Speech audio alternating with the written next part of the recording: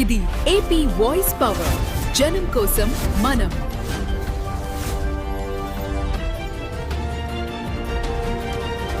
Telangana CM Revanth Reddy చేసిన వ్యాఖ్యలపై Chandrababu స్పందించకపోవడం దుర్మార్గమని YCP మాజీ ఎమ్మెల్యే విశ్వేశ్వర్ రెడ్డి మండిపడ్డారు.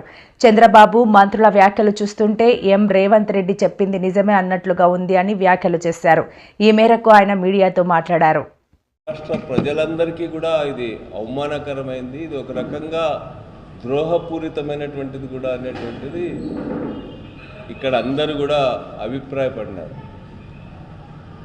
దాని తర్వాత అయినా చంద్రబాబు నాయుడు గారు స్పందిస్తారేమో అని చెప్పి అనుకున్నారు, సూటిగా సమాధానం చెప్తారేమో, నేను అలాంటిది మాట్లాడలేదనో, అలాంటివేవి రహస్యంగా చర్చలు జరగలేదనో, రాష్ట్ర ప్రయోజనాల విషయంలో నేను రాజీ పడలేదనో చెప్తాడనుకున్నాం.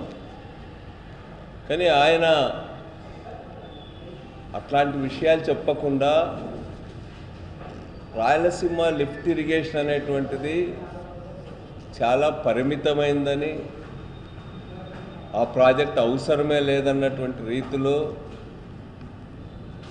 ఆయన మాట్లాడటమే కాకుండా వాళ్ళ ఇరిగేషన్ మినిస్టర్తో కూడా అదే మాటలు మాట్లాడించినాడు. ఇది రేవంత్ రెడ్డి గారి వ్యాఖ్యలను అంగీకరించినట్టుగా, ఆ వ్యాఖ్యల పట్ల వాళ్ళకేం వ్యతిరేకత లేదనేటట్టుగా చంద్రబాబు నాయుడు గారు కానీ వాళ్ళ ఇరిగేషన్ మినిస్టర్ రామానాయుడు గారు కానీ మాట్లాడిన దాన్ని బట్టి అర్థమవుతుంది మనకు. అదేవిధంగా రాయలసీమ లిఫ్ట్ ఇరిగేషన్ ప్రాజెక్ట్ అనేది ఒక వేస్ట్ ప్రాజెక్ట్ అన్నట్టుగా మాట్లాడుతూ ఉన్నారు వాళ్ళు. ఈరోజు పయ్యావుల కేసు ఇంకొక అడుగు ముందుకేసి రాయలసీమ లిఫ్ట్ ఇరిగేషన్ ప్రాజెక్ట్ అది థెఫ్ట్ ఇరిగేషన్ ప్రాజెక్ట్ అనే మాట మాట్లాడినాడు. నిజంగా ఈ ప్రాంతానికి సంబంధించినటువంటి ప్రజాప్రతినిధిగా ఉండి, మినిస్టర్గా ఉండి, ఎంతో అవసరమైన రాయలసీమ నీటి ప్రయోజనాలు తీర్చగలిగినటువంటి రాయలసీమ లిఫ్ట్ ఇరిగేషన్ గురించి అంత బాధ్యత రాహిత్యంగా ఎలా వ్యాఖ్యానిస్తారని చెప్పి నేను అడుగుతా ఉన్నా. మరి అది లిఫ్ట్ ఇరిగేషన్ ప్రాజెక్టే కాదన్నట్టుగా కూడా ఆయన మాట్లాడాడు. దానిపైన ఆయన మామూలుగానే అతి తెలివి ప్రదర్శిస్తూ ఉంటాడు. కేశవ్ గారు చాలా అతి తెలివి ప్రదర్శించాడు. ఆయన అతి తెలివితో ఎప్పుడు కూడా రంధ్రాన్వేషణ చేస్తూ ఉంటాడు. రాయలసీమ లిఫ్ట్ ఇరిగేషన్ ప్రాజెక్టు సంబంధించిన జీవోను చూపిస్తూ ఈ జీవోలో గ్రామటికల్ మిస్టేక్స్ ఉన్నాయని చెప్పడం కాకుండా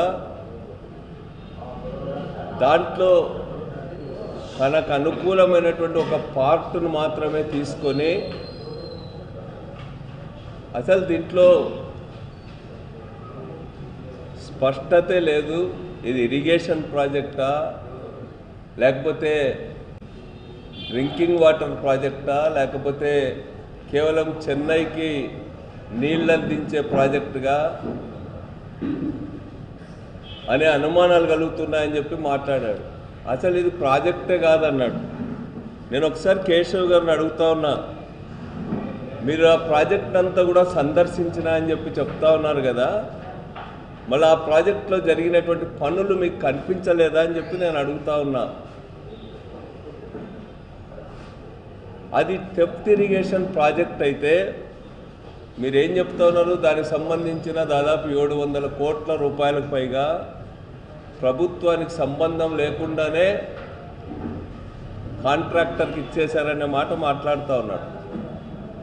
అసలు మీకు ఇంత అనుభవం ఉందని చెప్పి చెప్పుకుంటూ ఉంటారు కదా, అట్లాంటి మీరు ఇప్పుడు ఫైనాన్స్ మినిస్టర్గా కూడా ఉన్నారు.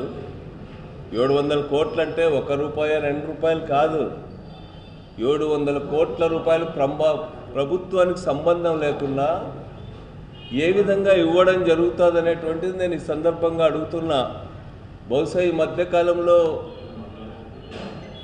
థెఫ్ట్ బాగా అలవాటు పడినట్టున్నాడు. అందుకే ప్రాజెక్టునే థెఫ్ట్ ఇరిగేషన్ ప్రాజెక్ట్ అని చెప్పి కేశవ్ మాట్లాడుతూ ఉన్నాడు.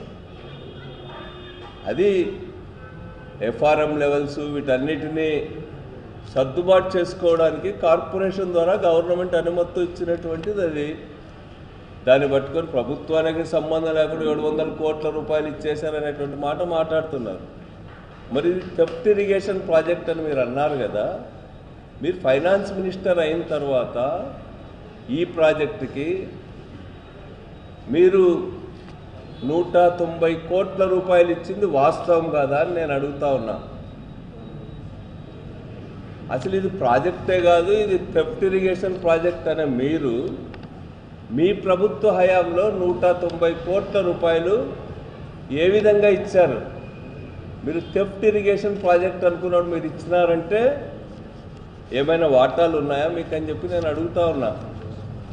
మరి ఎట్లా ఇస్తారు మీరు? అది ప్రాజెక్టే కాదని చెప్పేటువంటి వాళ్ళు మీ గవర్నమెంట్ వచ్చినాక కూడా ఇచ్చారు. మీరు ఇచ్చిన దాంతో కలుపుకొని 900 కోట్ల రూపాయలు ఆ ప్రాజెక్టుకి ఇచ్చినట్టు అర్థమవుతా ఉంది. అదేవిధంగా